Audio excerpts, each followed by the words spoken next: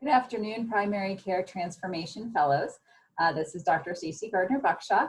I'm very excited to talk to you today about primary care swimming upstream and some strategies that systems can use to engage with the community and hopefully address some of the social determinants of health. Since I'm not able to engage with you one-on-one or as a group, as we typically do during a fellowship meeting, throughout the lecture, I'll just offer some tips, tricks, and notes on ways you may be able to engage your group of learners, whether they be residents, medical students, physician assistant students, or advanced practice nursing students. Hopefully, some of the engaging activities that I can share with you can be used with other audiences. So let's go ahead and get started.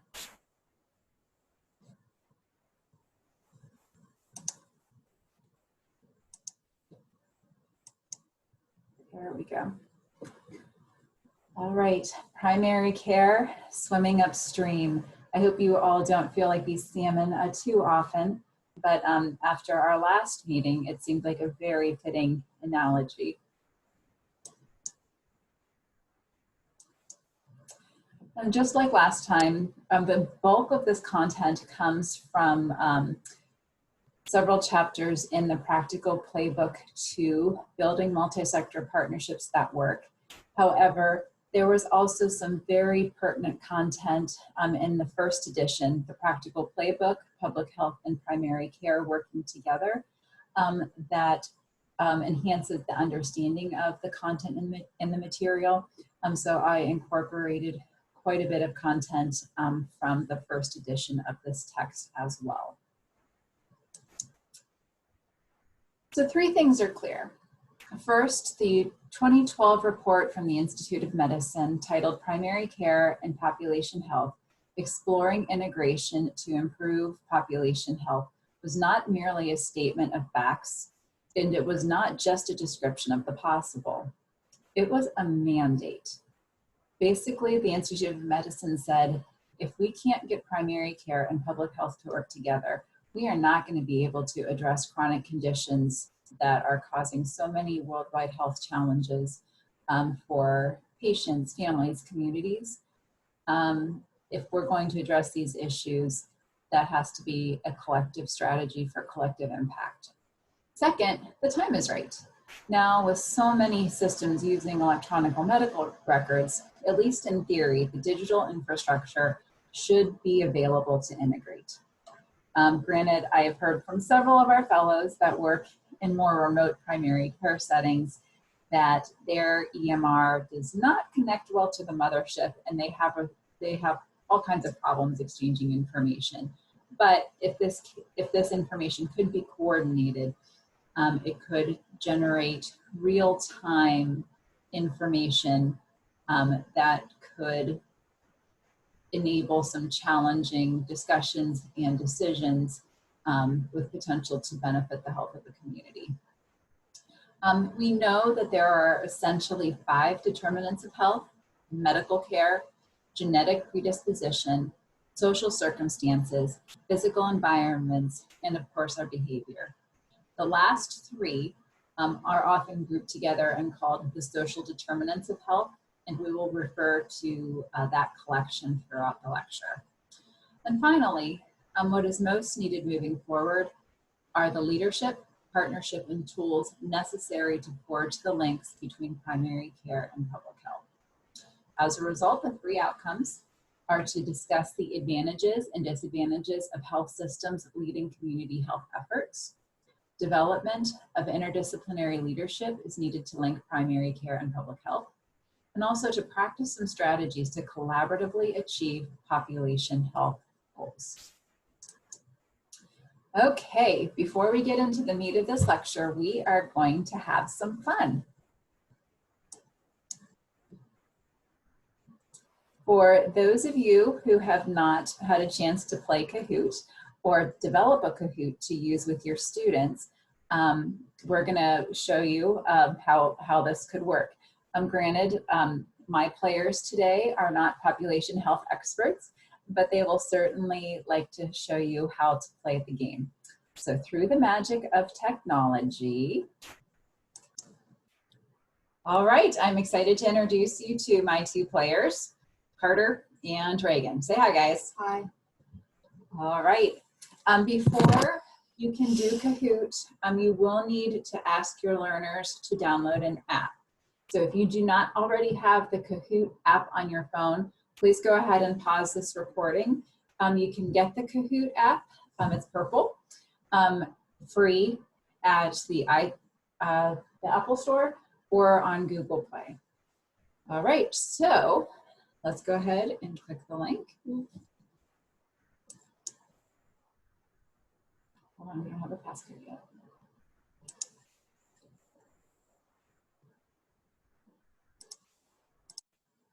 I'm going to go ahead and share that screen.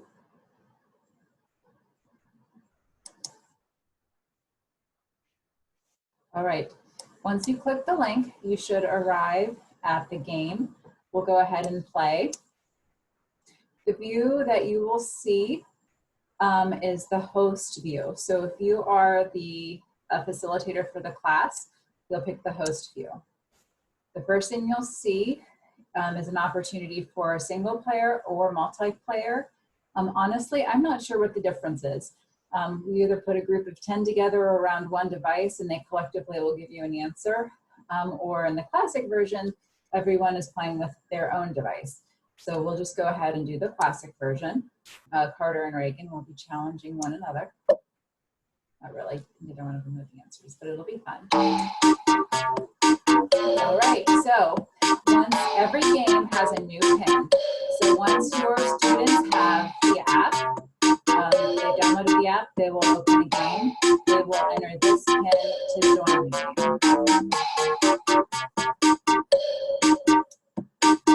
Your players will need to enter a nickname. You might want to set some ground rules for the name that they are allowed to use for your class. And when fitting, you might even want to assign names like Team 1, Team 2, Team 3, Team 4. Otherwise, you're not sure what you will get.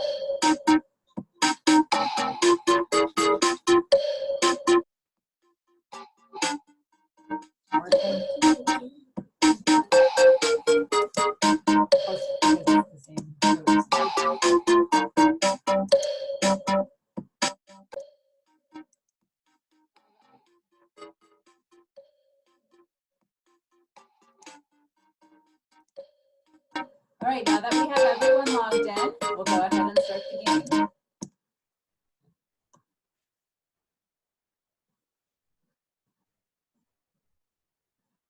Which are features of the population health approach?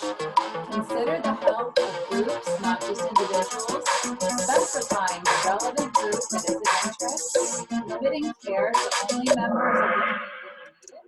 Oh, everyone has their answers in, and you can see that there were two correct answers, or three correct answers, and each one of my players selected one of the correct answers.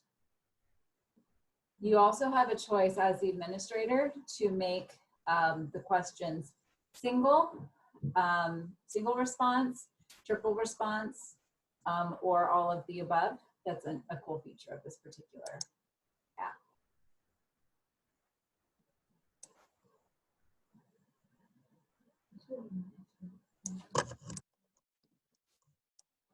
We're going to move on to the next. Carter earned more points because he responded faster. True or false?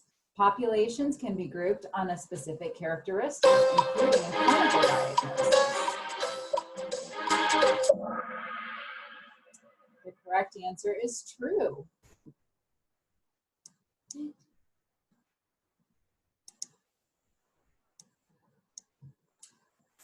The winner was Reagan, so she moves into the lead.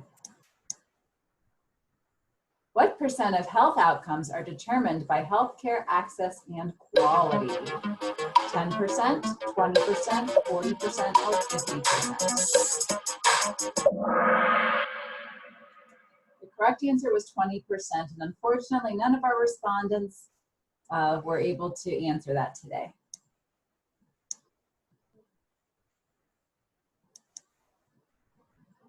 Causes of sickness in the US are primarily affected by genetics, public health issues, pollution, contamination, where we live, work, and play.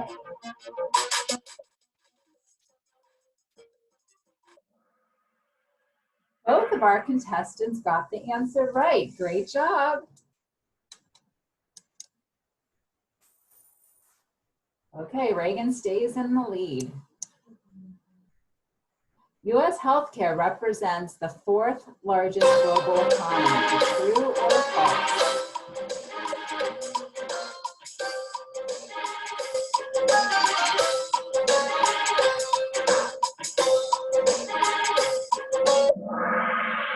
All right, both respondents are in. One of them got the correct answer of false. Let's see how they did.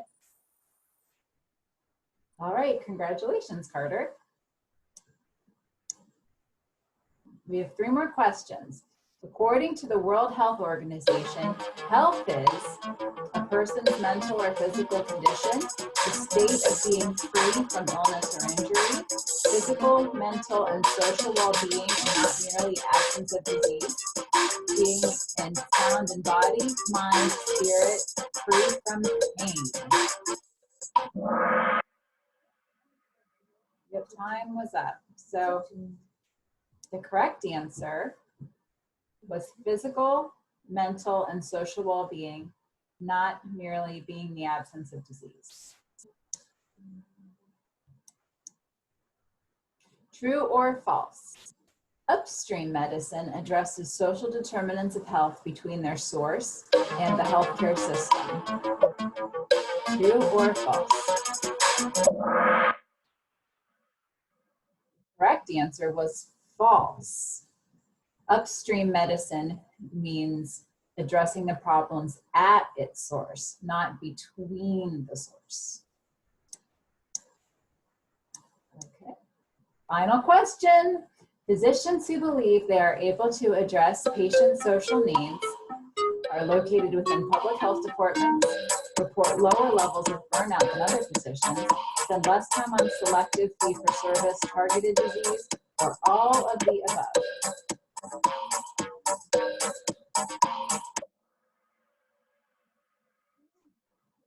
All right, they report lower levels of burnout, and they do spend less time on selective fee-for-service targeted diseases. Great job.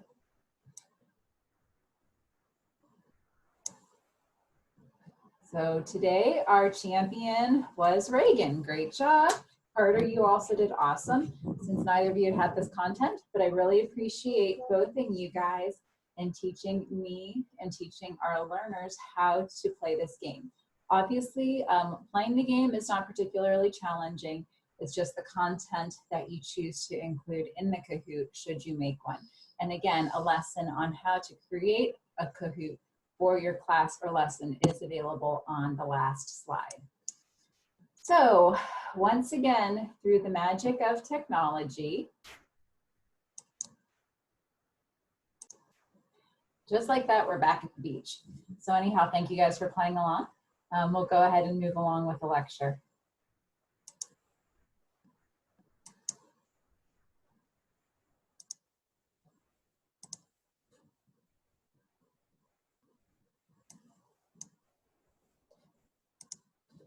Okay. So this is probably the best diagram I've ever seen related to upstream philosophy and the social determinants of health. You have on the left, everyone in communities having the conditions that they need to be safe and to even approach the idea of health. In the middle, their health can be further enhanced through access to good paying jobs, education, physical activity, and having the transportation they need to get to and from those places, as well as being able to get to a healthcare facility in those times where they need it. And then of course, if you wait until downstream to address some of the problems, it's often either too late or very challenging to engage with some of the challenges at the end, as these patients are starting to begin to go over the waterfall, if you will. The causes of sickness and death in the US have shifted over the last century from infections to chronic disease. And as we learned last time, our zip code is more important than our genetic code in determining health. Yet public health and care systems are continuing to operate independently. We're complex, and our social and behavioral factors affect our health, and where we live, work, and play has a bigger impact on our health outcomes than our genetics. And of course, the need to integrate primary care, population health, and social services is imminent if the system will ever move away from care for the ill to a system of health.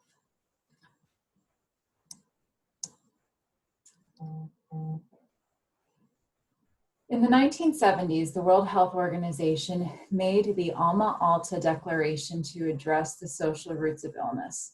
Worldwide, government officials articulated primary care as an important component to advance broad, intersectoral, rights-based approach to improve care and the social determinants of health. However, in 1979, this philosophy really took on a lot of criticism. The critics stated that until primary health care can be made available to all, services targeted to the few, quote unquote, most important diseases may be the most effective means of improving the health of the greatest number of people. In the US, this ideology really countered the Alma Ata and narrows the definition of primary care. Some believe that the selective definition reinforced the biomedical and individualistic paradigm of primary care, in contrast to the sociological and community underpinnings, or upstreamist philosophy that was endorsed by Alma Ata. Critics of the effort to incorporate social determinants into US primary care point to barriers such as competing demands on physician time and burnout. Yet, the primary care providers able to address social determinants of health report lower rates of burnout than other providers who are not able to address the needs of their patients. And as a result, lopsided fee-for-service reimbursements and primary care providers have a very discrete set of clinical-based activities that are typically reactive. Preventative services are limited to only the important diseases, which diabetes, hypertension, and others. But many argue that this isn't working. You know, thinking back to our last lecture, the big three that are most often treated are still killing a lot of patients.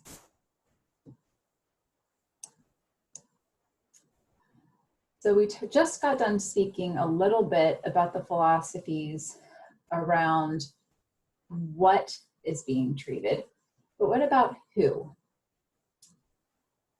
Most providers immediately agree that health is a right. However, in the US, there's a lot of prestige in receiving the best, and to get the best, the assumption is that you have to pay for it. For example, and I'm still laughing because this is a true story. Can any of you recall a patient who came in with some condition? In this particular case, it was a sinus infection. The patient came in and asked my dad for an antibiotic, but she didn't want a regular antibiotic. She wanted a really good one, like the one you would bring home to your family. And she was willing to pay for the best possible one, regardless of what the cost was. It had nothing to do with the product's availability to treat her condition. It was an assumption that if you pay for something, it's going to be the best. So at this point, I would typically pause the lecture and do one of two things. I would either initiate a think, pair, share activity in which several small groups of 2 to 4 members would ponder the question and discuss the response. Then a representative from the group would report the group's response. Or, depending on the size of the class, I'd divide the classroom into 2 groups to develop a debate. One group would argue healthcare is a right, the other a privilege. Groups would be given 15 minutes to prepare. The coin toss would determine who goes first. Then each group is given 3 minutes to open, 1 minute to respond, and then there's 3 minutes of question and answer that typically go back and forth. Then at the end of class, or at the end of this activity, I would pass out Post-it notes and ask everyone to give an R for meaning healthcare is a right, or a P for privilege, and then put them on some sort of a large Post-it note or up on the blackboard to let the entire class see how their peers felt about the discussion. It had less to do with who actually wins the debate, but what the point of view is of the class for the discussion. This can actually be done as well in Kahoot. You can use the poll function. You would just have your class enter a different game number and you would move into a different activity from the initial question and answer quiz that I shared with you a few slides back.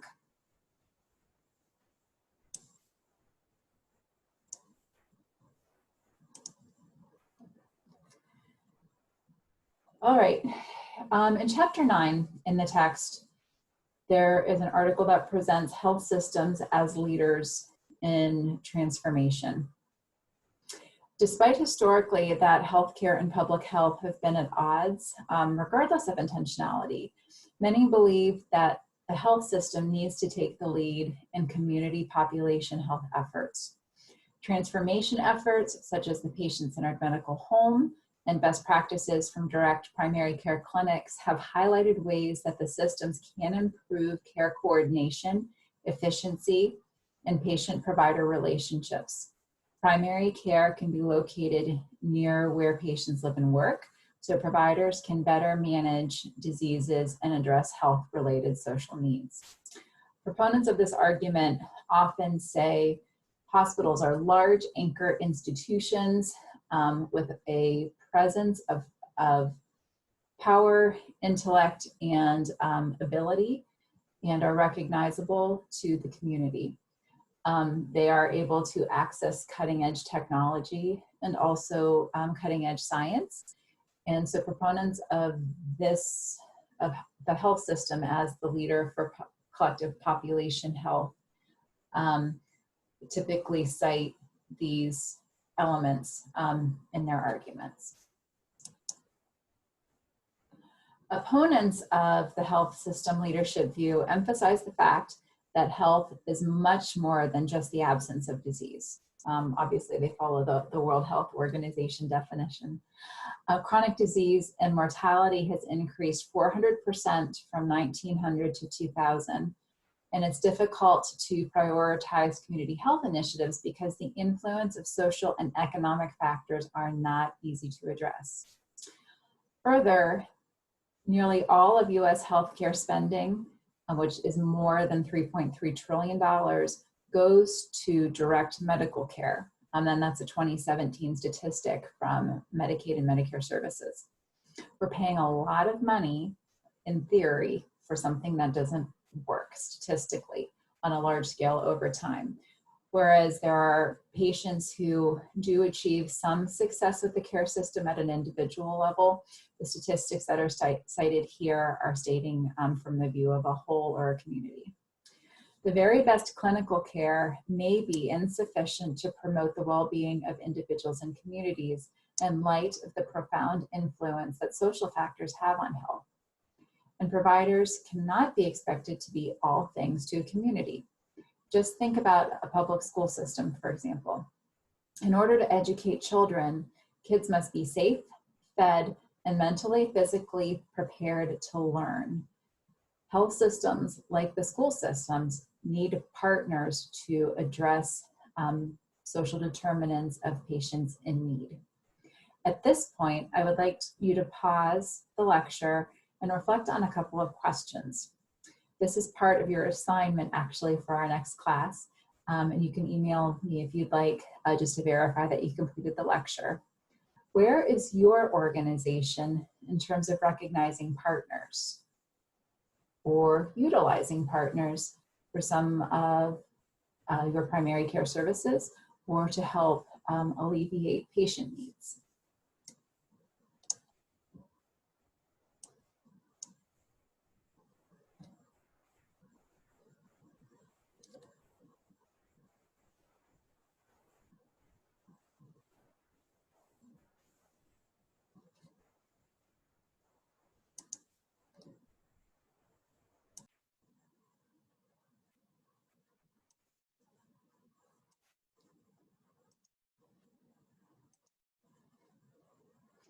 Before we build capacity of primary care practices to address social determinants of health, we must first assess the capacity for systems redesign and identify opportunities to build specific partnerships with social services, public health, and community organizations.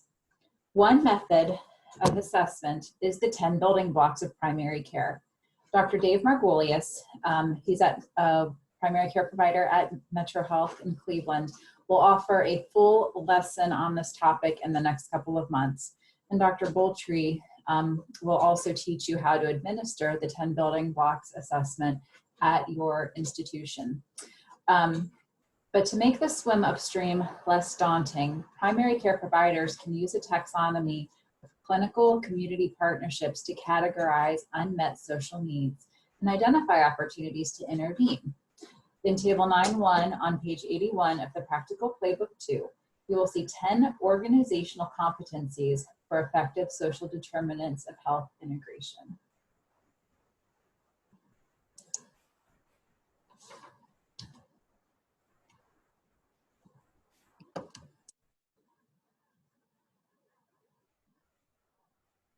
There's further detail in the text, but the top 10 are the external environment, perceived value of moving upstream, executive sponsorship, staff and team roles, scope of upstream interventions, project management, workflow, quality improvement, organizational infrastructure, and also financial readiness. If these things are in place, then your organization is likely ready to engage with others in upstream. What I really like about this slide is that it shows a workflow to achieve patient and community health, broken down by the intervention opportunity.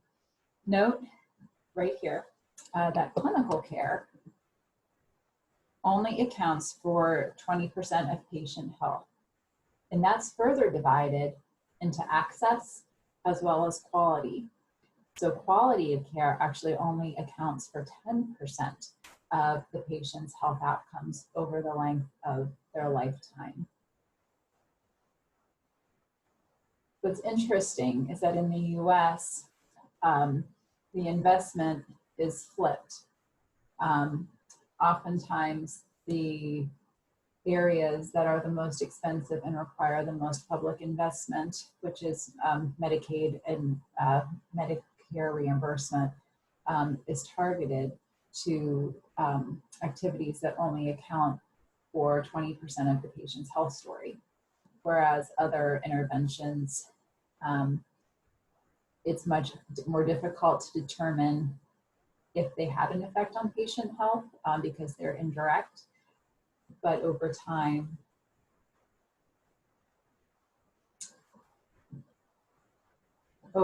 they tend to cost less and have a larger impact.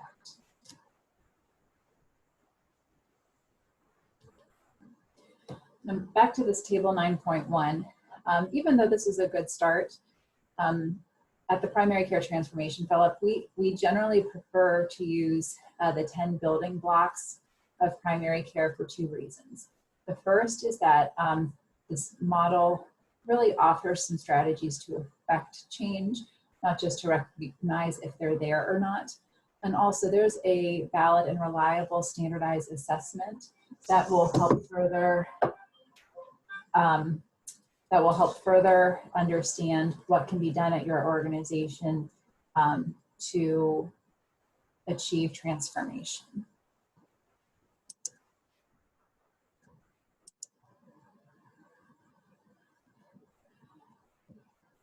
All right.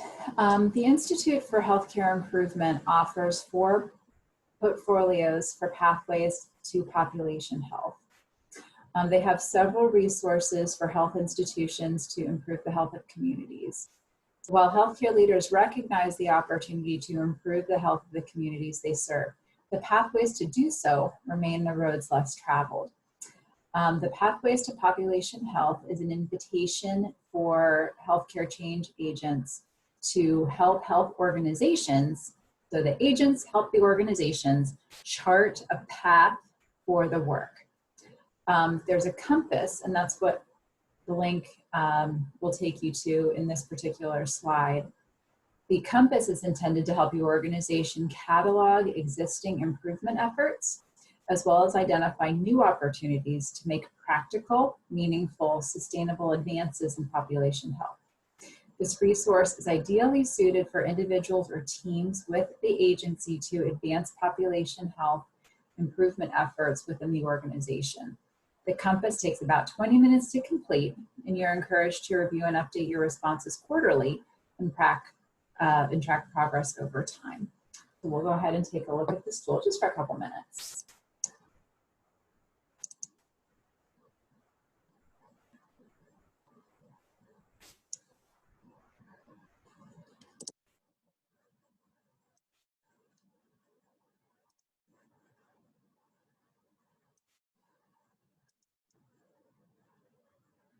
Okay, you can see the 4 pathways that's on the wonderful little infinity diagram.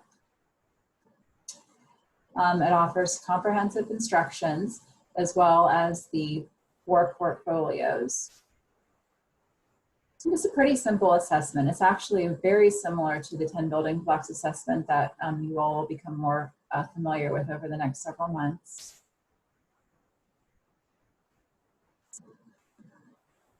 And then what's also nice about this tool is it asks for evidence. So not only are you reporting the progress on a Likert scale 0 to 4, but it's also asking for data to demonstrate that you have achieved those goals where appropriate.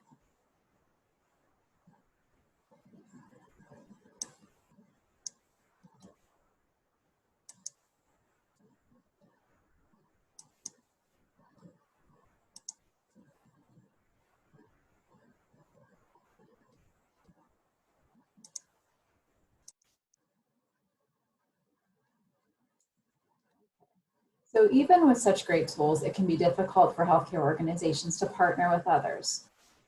There's several reasons for that. You know, the large organizations can be perceived as powerful, which is understandable given the amount of education of the members of those particular institutions, and also the tremendous amount of money and control. It can be intimidating for smaller neighborhood organizations or other community partners. But it can be done. Our text offers several cases where there are many successful partnerships. And so I think before we get too far in, I would like everyone to consider, and also when you give this lesson, ask your learners to consider, if anyone is able to distinguish between a formal and an informal leader.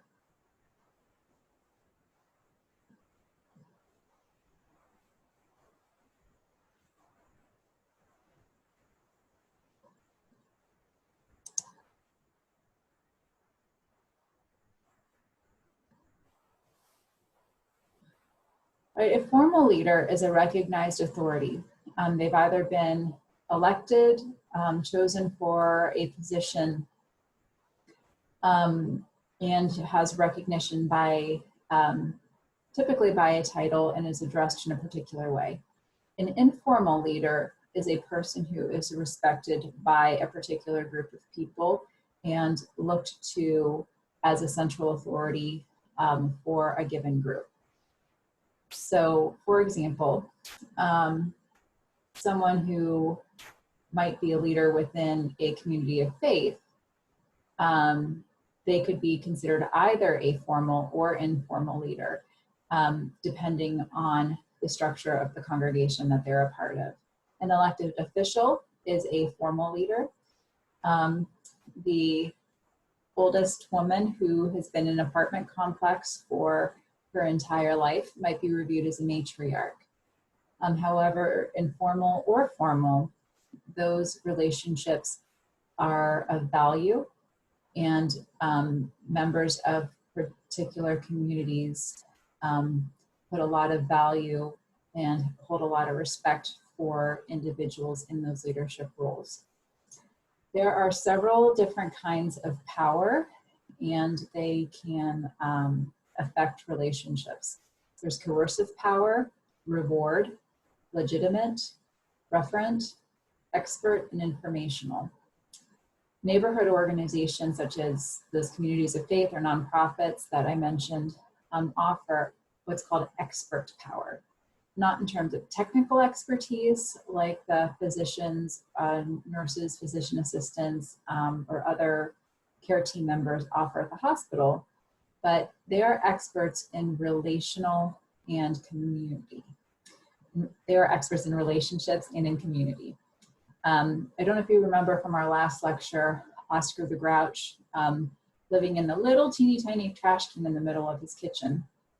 Was the house that was built for him helpful? And I think we collectively agreed that no, it wasn't, although good was intended, because Oscar was not included in any of the discussions. As a result, he was given resources that did not make his life any better. Only when input from the community partners is valued will health systems or other community organizations succeed at partnerships.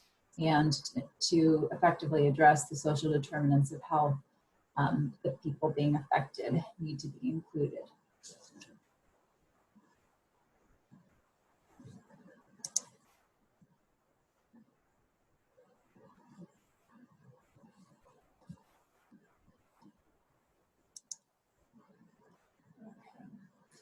So let's revisit a list of our population groups. Let's take a second to review these groups here.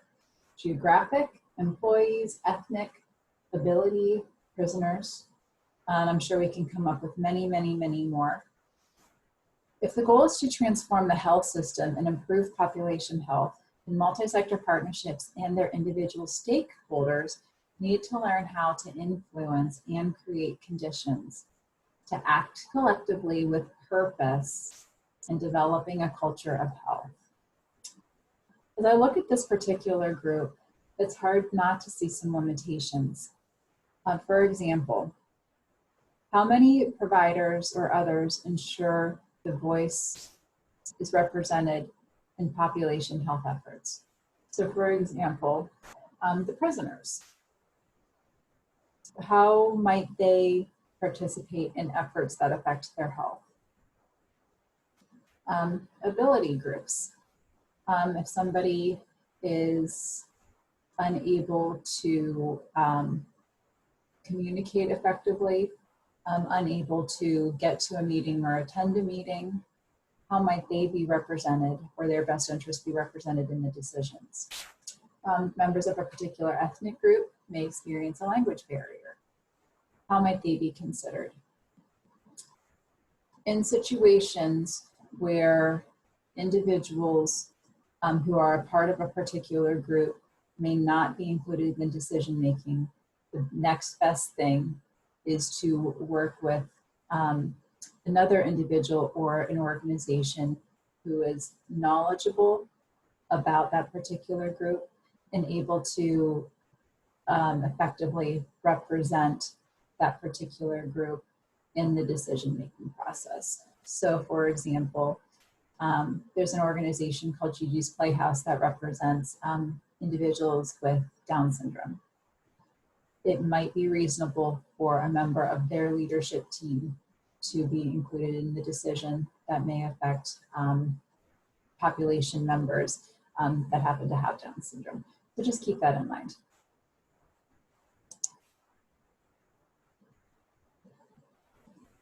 For the duration of this lecture, let's assume that collaboration is required to achieve health for a geographic population, particularly those at risk from not having social determinants negatively affect their health.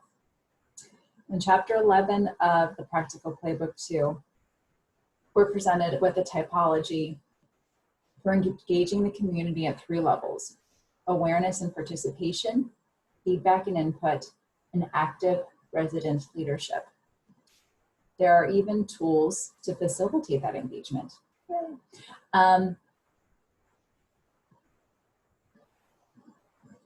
One of the most important pieces in getting started is having consistent and accurate data. Some believe that information technology, AKA the EMR, will increasingly allow systematic collection and analysis of large-scale healthcare data, which could inform public health practice to develop strategies to improve population health. Public health could be the neutral aggregator of that data. So do you think that EHR could facilitate population health outcomes? Why or why not? That's another think, pair, share opportunity for your learners. Do you think physicians or other primary care team members have a responsibility to attempt to remedy the sickness at its source and share responsibly in a HIPAA compliant manner, of course, the data with other organizations out in the community that could address some of the community challenges? It's a thought to ponder, and it's a very tough and complex effort. Advocates of public health as a leader in population health advocate that public health should be the neutral aggregator of the data. They can, under HIPAA law, they're able to collect data from multiple sources to look for community trends, so long as the data is shared with them. And in fact, HIPAA explicitly permits disclosure to public health authorities and affiliates in aggregate without individual authorization. However, a lot of times the legal counsel within a healthcare institution is reluctant to share that data with public health and in fear that the organization may be put at risk, even though the law states they are allowed to do that. And of course, as mentioned prior, technical, motivational, and economic barriers also exist to data sharing.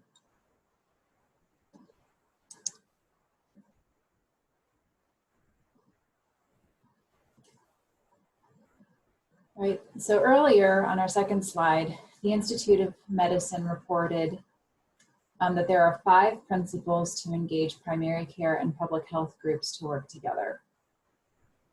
They have the same goal, but it's approached from 2 different perspectives. Why might you or your organization want to include local stakeholders? Discussions might help you uncover root causes to problems within the community. And it's once you understand the root cause, it's no longer as challenging to address the social determinant. And also, these principles might not be equally apparent when work begins because they become increasingly visible as work progresses. So typically for partnerships to work, there has to be some foundation in place. They need a shared goal. They need engagement from multiple people within the organization. Of course, leadership is important. And also they must work to design a system that is sustainable over time. As you know, health is fluid and longitudinal. It is not a once and done type activity. And also transparency and sharing data collaboratively to show progress is, of course, very important.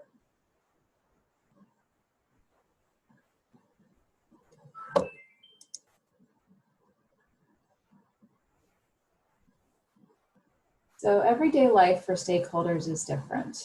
As I mentioned before, there is a tremendous difference between formal and informal leaders in some ways, but they're still recognized as important within their circles. Engaged community members over time can become advocates and will often engage differently in their own individual care in addition to collective action for their community. They will also, you also have to ensure that evaluations reflect the interest and expectations of all stakeholders and funders. So for example, if it's a diabetes initiative and the members of the community are more worried about gun violence, progress on the diabetes measure is not going to matter to the other community members. So you're missing the alignment, and also the evaluations are not measuring the priorities of all of those involved in the work.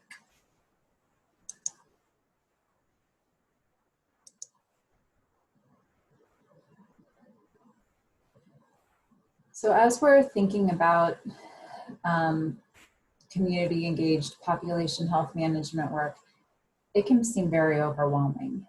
Thankfully, there are other successful examples that we can learn from, such as the Rethink Health typology. It's specifically called the Resident Engagement Practices typology. For the purposes of this lecture, you can take a look at pages 95 through 96 in the Practical Playbook 2. There are several established practices for engaging the community to achieve specific outcomes.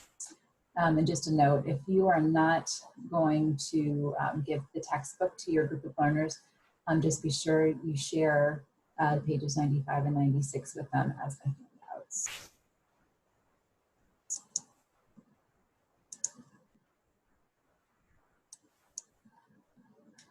Some key components of Rethink Health include the sense of belonging, a sense of trust, and a sense of power. As we mentioned before, partnering with health institutions that we work with all the time can be very intimidating for the general public. However, if over time they trust each other, the sense of power is uniform throughout the group, and there are some strategies to control the power balance. For example, as healthcare providers, we're typically used to having people come to us in our nice big fancy offices, not necessarily recognizing that hospitals are confusing. If you don't know where the office is, you can get lost. Parking is expensive. Transportation of our partners is always assumed because we have cars that we use all the time. That might not be the case. The hours that we're available to meet are usually determined by us and are typically really early in the morning or late at night. That might not be conducive to folks in shift work or other positions. And so one piece of this may just be being willing to be the person who is going to make a trip to the nonprofit or to the community center, understanding that we are respecting where people we're trying to serve live, work, and play, and that we're able to meet them where they are and listen. And as a result, that will also enable more people rather than just one representative to typically engage in population health type work.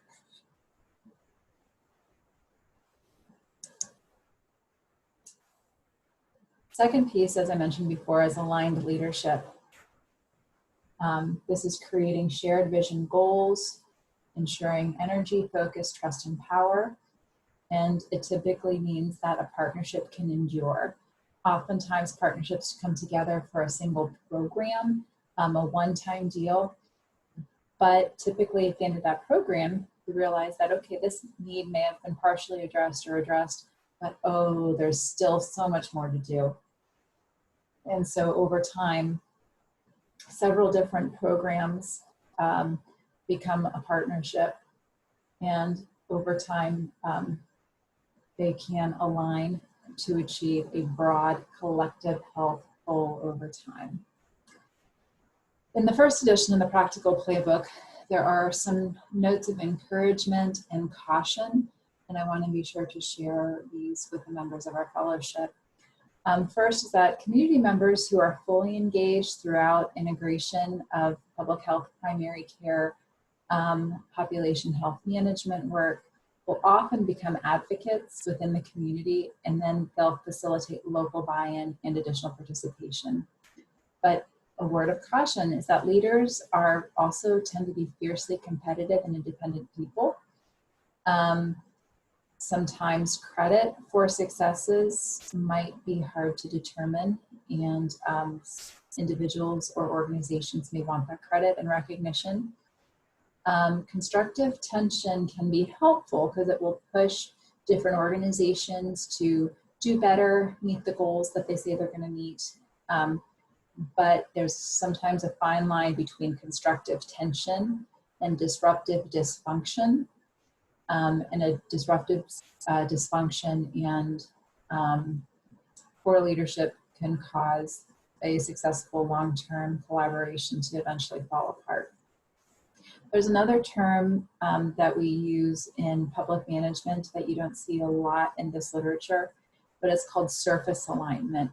And that happens when decision-making members of a community show up at a meeting, give lip service, nod, everyone leaves happy, but then when they leave, they either don't do the work or act on their own to promote their individual or organizational agendas. And sometimes they might be parallel, but they can even conflict.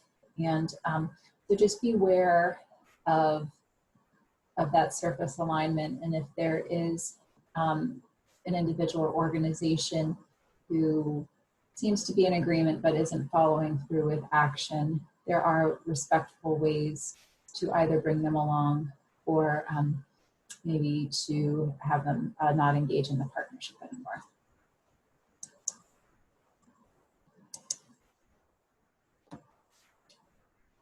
So how can primary care providers working in a clinical setting take pragmatic steps to integrate population health approaches into practice? Well, there is what's called the systems approach. And what I'm sharing with you, those first 4 bullets were in the Practical Playbook 1. The assessment, policy, development, and assurance come from the Practical Playbook 2 that you read. But as you can see, they align with one another. But appreciative inquiry is a study of what your organization does well, as well as opportunities for growth. And then an assessment of the resources that a site is able to invest in the efforts to achieve the strategic goal. These are both steps in the assessment process. So one just has to do with your desires and goals, and the other one is the things that you have and what you need to achieve those goals. The improvement plan can be aligned with policy development. Sometimes the policy will precede improvement and provide direction for the changes that are going to be made. But then there's also evaluation and the assurance that what you're doing is working or achieving the goals that you want to achieve.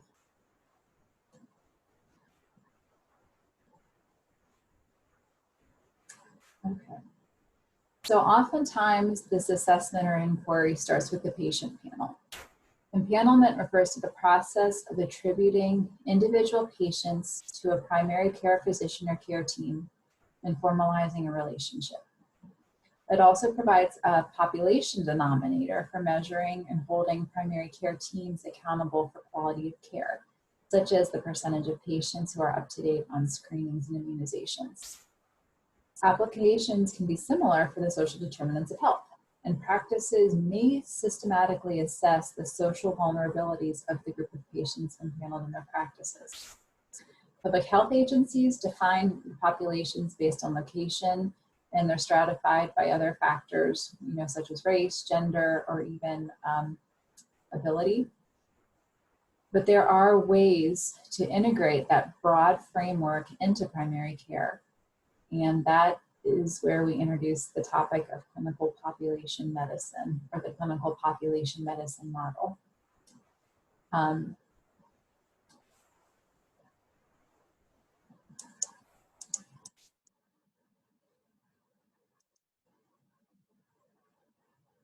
Okay. So we're going to take a look at the sustainable system. In an ideal world, clinical population medicine experts believe that you can collect clinical data during admission, aggregate the analysis, so do analysis of all of the patients that are in a particular panel, get health systems to work together and aggregate the data on patients that represent a particular area of the community, and to give you that community view. Then, you have all this great data. You can identify the ecological or root causes of some of these problems that you're seeing and address the social determinants. Share the information with providers, develop the interventions necessary to address those root causes, and then monitor and evaluate the impact of the intervention. And then take a look at the data and see if you've affected that change or if there's something else that needs to be addressed. In a perfect world, this is what the system would look like. However, these are the barriers. Sorry about that. Who's going to pay for the aggregate analysis and to get that community view? Who has the team to put forth the effort to do that? Okay, we've got these great interventions designed. We're going to publish the results. Whose intellectual property is that? If we have a university partner, does that belong to the university? Or does it belong to the public health agency? Or does it belong to the health center? And then who's responsible? You're reading and monitoring and evaluating the impact of your intervention. Well, guess what? It hasn't done a darn thing. Well, I don't want to be responsible for that, do you? And oftentimes, even though the organization who has put forth most of the money might not be the organization that puts forth most of the effort, that becomes a really tough call when it comes to the credit. Does the organization who's put forth the manpower, or the organization that paid for that manpower? Who does it belong to? All of those things are challenges, but they're not impossible. So long as the agreement on all of those pieces and parts is determined at the front end of the partnership. So if any of these challenges bring up questions throughout the process, or even in reporting the outcomes, there's agreement on how that will be handled.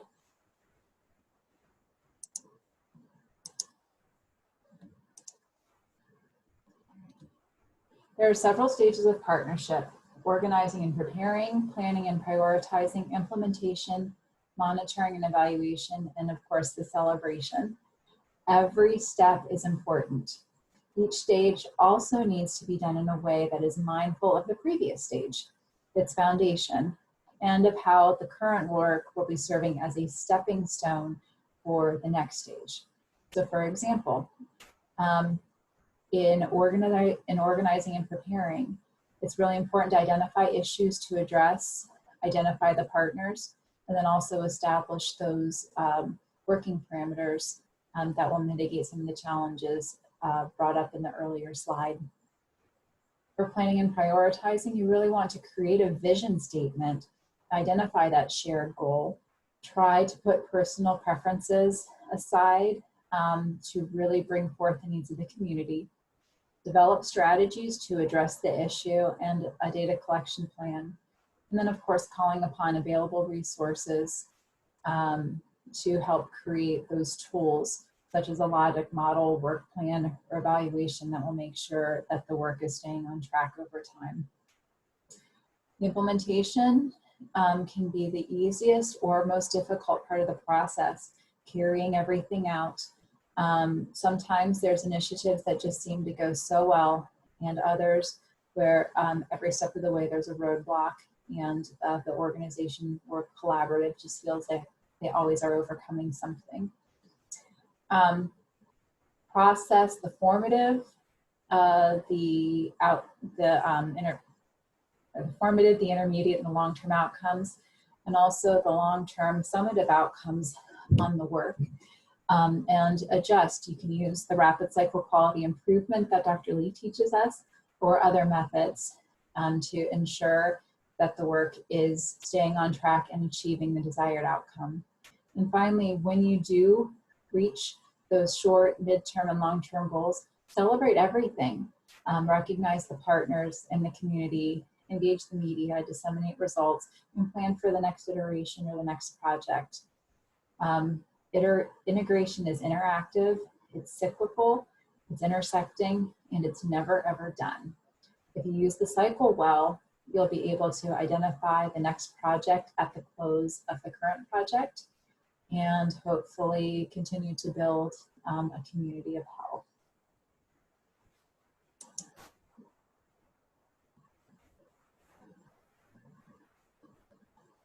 So as we go back to discussion of our upstream intervention, I really want you to think of an example of what your organization has done at the patient level, at the organizational level, and at the population level. Has your site had any successes in changing the culture? And do you have any strategic partners?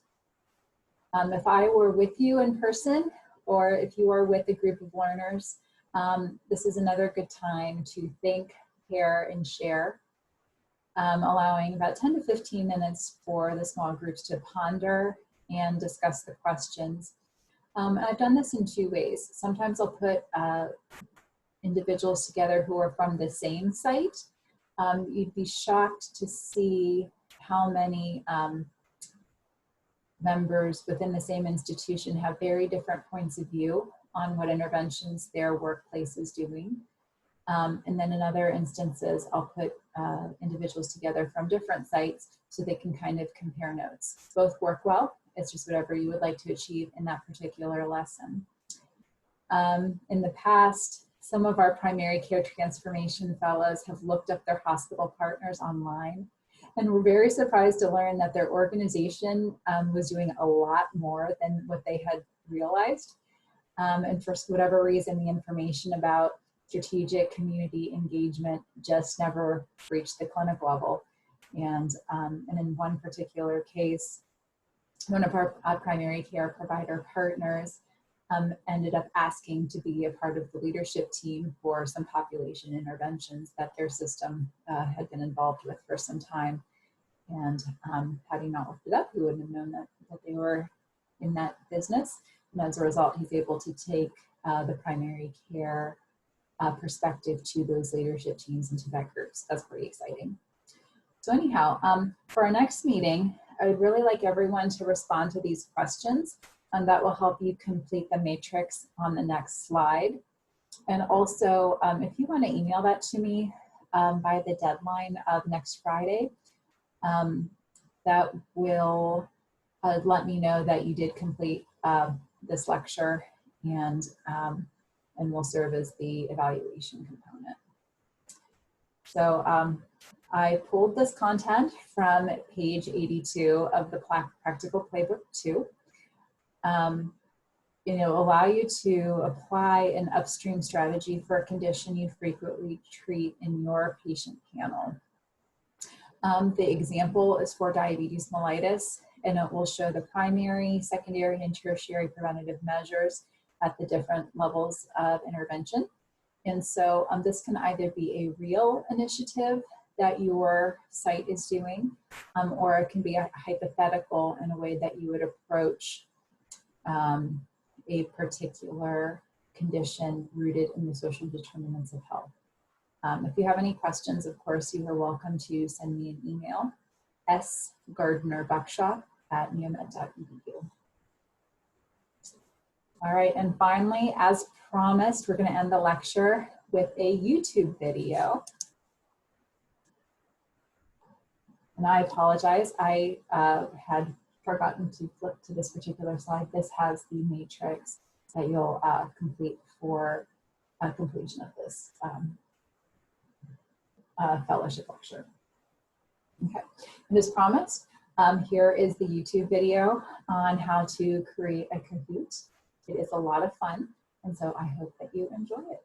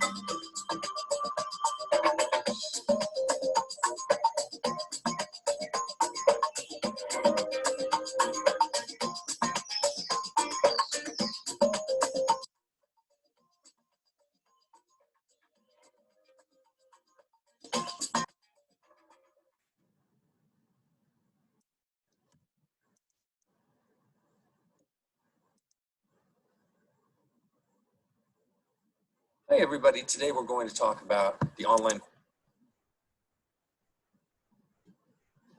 All right, well, thanks everyone for joining me this afternoon. I hope you enjoyed the lecture, and I will look forward to hopefully seeing you all in May. Have a great evening. Bye-bye.